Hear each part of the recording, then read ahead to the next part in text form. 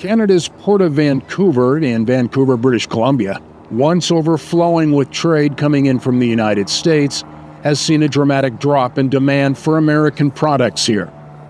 Since tariffs were imposed on Canada by the current U.S. administration, in addition to comments made by the current U.S. president about annexing Canada.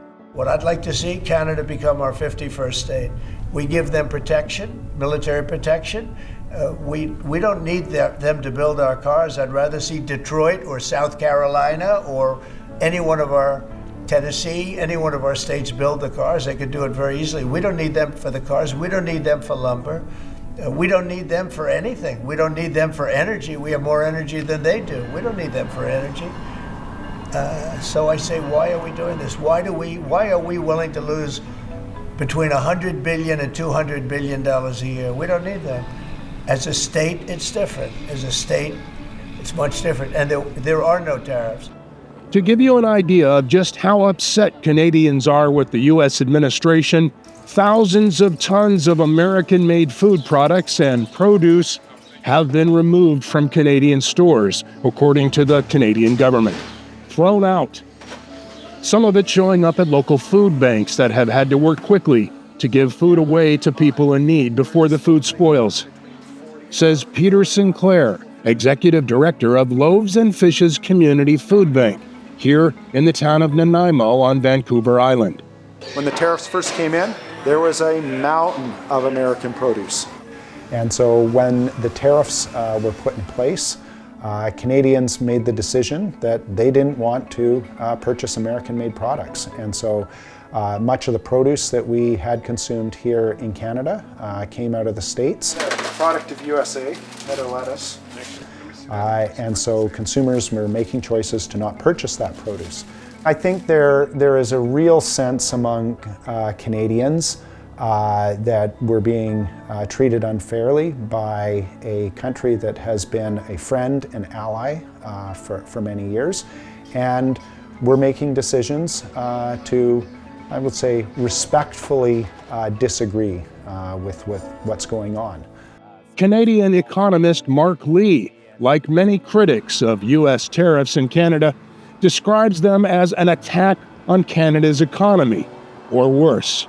Essentially a declaration of economic war against my country, and that makes us want to pull back. It makes us not want to go to the United States. It makes us not want to trade. It makes us not want to engage.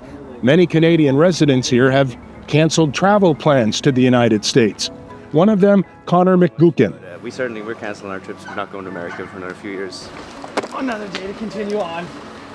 Here at this popular mom-and-pop corner grocery store in Vancouver, owner Daniel Cheroknian is replacing American items, he says, with more and more items from other countries because of the tariffs imposed by the U.S. administration.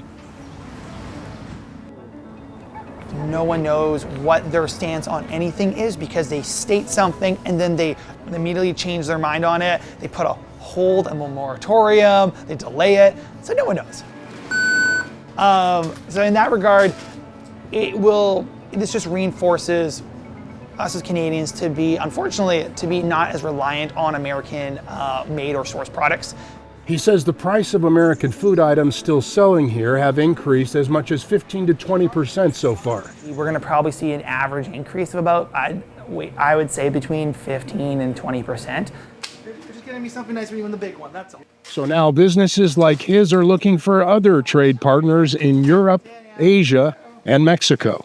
Right now, what's happening with Canada and with a lot of European countries is that they're trying to reestablish trading relations. The first choice would have been from the US, is now coming from Mexico. Product of Egypt. Prime Minister Carney in Canada caved to President Trump in the United States of America. And President Trump knows how to negotiate, and he knows that he is governing the best country and the best economy in this world, on this planet. And every country on the planet needs to have good trade relationships with the United States. And it was a mistake for Canada to vow to implement that tax that would have hurt our tech companies here in the United States.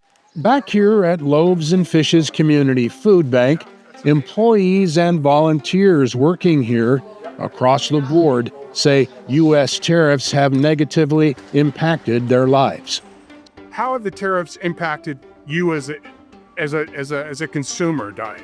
They definitely have increased prices. It's making it more difficult to actually afford to buy certain things, because I'm retired now, so I'm on fixed income. But we're always looking for Canadian products. We only go buy outside of Canada unless we can't find what we're looking for that's made in Canada or produced within Canada itself. Did you ever imagine it would come to this? I never in my entire life ever believed we would be in the situation we are right now. This, to me, it has greatly impacted the relationships between Canada and our neighbors to the south, the United States. What we're doing now is we're starting to grow more of our own food at home too. We're growing vegetables, and we've got a vegetable garden going, everything else.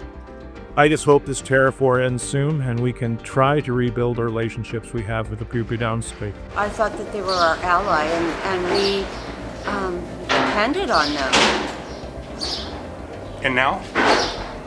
Now I wouldn't go to the States. They're advising us not to go.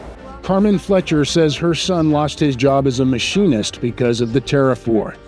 And how will Canadians and Canadian businesses be affected by reduced demand for their exports? Tariffs on Canadian imports to the United States would negatively impact Canada's GDP.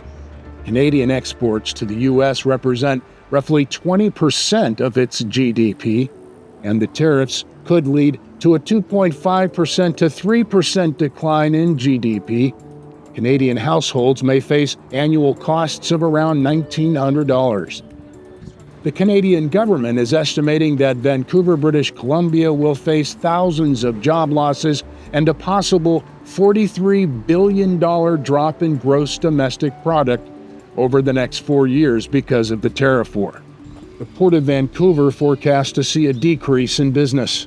Other countries don't want to trade with America. They don't want to invest in America. They don't want to watch American movies. They don't want to buy American products. They don't want to travel and visit America right now. So all of this is going to undermine the American economy in the next 6 months to 2 years. And I think that's the big impact, that if the administration had gone about it differently, they might have been able to achieve some of the aims. When we're talking about multi-billion-dollar investments that take years of planning, none of this happens overnight. And who's going to make those type of investments in America right now, not knowing what the rules are going to be 6 months from now, or what whims the administration's going to have a year or two from now? Lee says the U.S. administration has underestimated the pride of Canadians and people in other countries. Underestimated the pride that other countries have in their countries and their people, and Canadians are full of pride, and Canadians have generally seen Americans as friends and allies. So, essentially the Trump administration has set us back several decades in terms of attitudes in Canada towards the United States.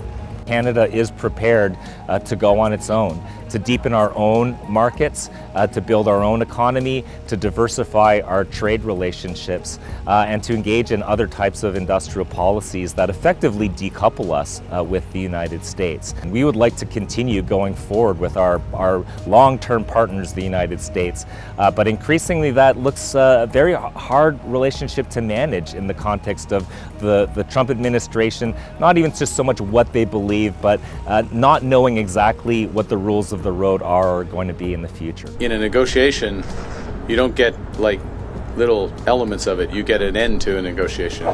We're having a very complex negotiation about a wide range of issues, and it's as I said before I came here, I wouldn't have expected white smoke coming out of this meeting. That was not my expectation, that because of the nature of the negotiation. So you don't expect to have specific progress as things move along, even when you're making progress, because that's why it's a global negotiation. No, I don't see any tension either. We get along very well with both.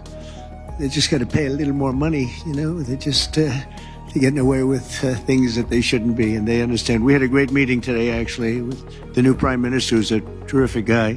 Canadians like Peter Sinclair say most Canadians are aware that most American citizens are not to blame for the actions of the current U.S. president.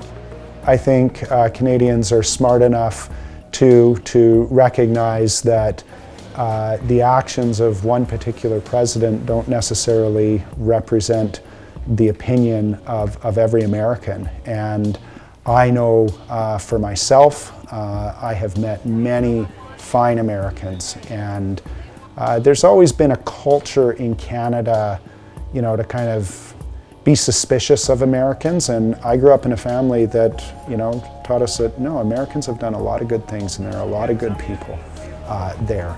And so I know personally I'm not going to stereotype a whole group of people because of a particular leader in a country. What are we thinking there? I got sandwiches, samosas. This one here, this is the triple meat sandwich. So it's got 3 types of Italian cold cuts with tomato and onion. You got chicken salad or a smoked brisket sandwich.